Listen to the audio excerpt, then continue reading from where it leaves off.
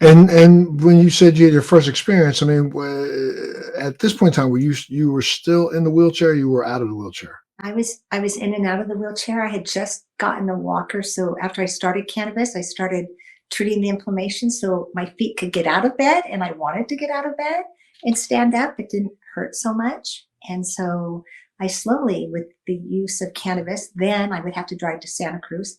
Access was not possible on the Monterey Peninsula, so I would drive 3 times a week up to Santa Cruz, and they would make little suckers for me with only 5 milligrams because I was stoned. Here I had teenage kids and I was eating a cookie and out for hours. And my children were extremely optimistic. They had at some point in high school already tried to self medicate with cannabis, and they knew my judgment.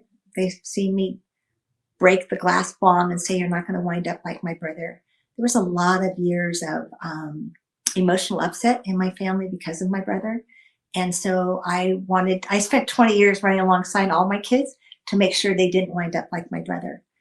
But it wasn't until the birth of my younger children and my own use that I started seeing myself getting stronger and stronger. Not only physically, Montel, but there was an emotional element to the cannabis that heightened my well being. I felt happier. And I'm sure your kids saw that also, right? The fact that, they were getting a mother back that they hadn't had for quite a Right. while, right? Yes.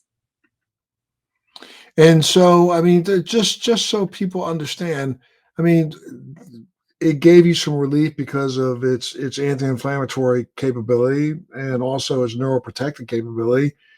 But what were you noticing? Did some of your dexterity come back to your hands when you started realizing that cannabis was helping? Did pain in your feet kind of subsided? Some of the neuropathy probably subsided, the leg tremors and those kinds of things?